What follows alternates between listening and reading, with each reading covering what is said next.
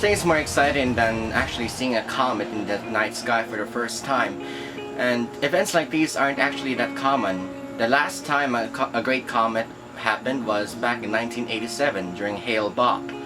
And that was decades ago. In fact, the best time to see Comet NEOWISE is right now.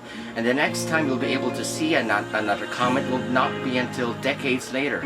So, if you want to see NEOWISE, you have to do it now. It was a spectacular moment, and it's also a privilege to be able to capture a comet for the first time in my life. In fact, I don't even know when I'll be able to capture a comet the next time, if I was not able to capture Comet NEOWISE. I actually had doubts at first that I will be able to capture the Comet NEOWISE, but turns out I was able to do it, and the energy and the excitement that I had at capturing the first image of Comet NEOWISE was so much. It actually took me quite some time to locate Comet NEOWISE, because if I make one wrong assumption, then I will not be able to photograph NEOWISE because there's so many obstructions in my neighborhood.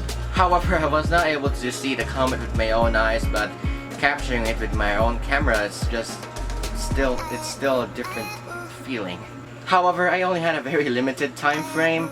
Around I started shooting at around 6 p.m. and I ended at 7 p.m. because it was already hidden by a big tree in my neighborhood. For me, it just brings back that novelty feeling of being able to see something new in the night sky.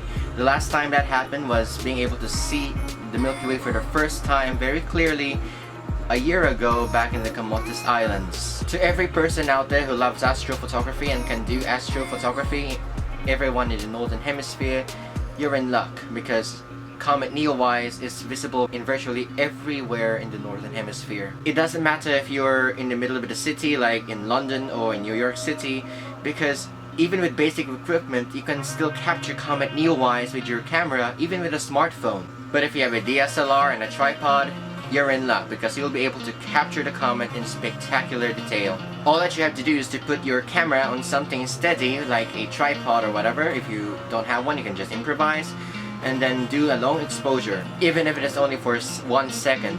But you have to gather as much light as possible if you want to capture more detail. And for those using a stationary tripod like me, simply limit your shutter speed to 10 or 15 seconds, but it depends on the focal length that you're using. So for those who are using a smartphone, simply use the night mode or pro camera mode in your camera, and then put your camera on something steady like a tripod or on some surface to keep it steady and oriented to the direction of Comet NEOWISE, and then take a long exposure. But no matter which way you photograph Comet NEOWISE, you'll be very impressed by the results. It is an indescribable sight, and it's gonna give you chills the first time you see and realize what you're actually seeing. And that's one of the best things about an event like this. In fact, right now you can already see Comet NEOWISE in the early evening after 6 p.m. compared during the early days where Comet NEOWISE can only be seen during the early morning. A comet is a small icy celestial body that when it nears the sun, solar radiation will begin to strip the water vapor out of the comet. As a result, this causes the comet to outgas and create the nucleus, which is the core of the comet,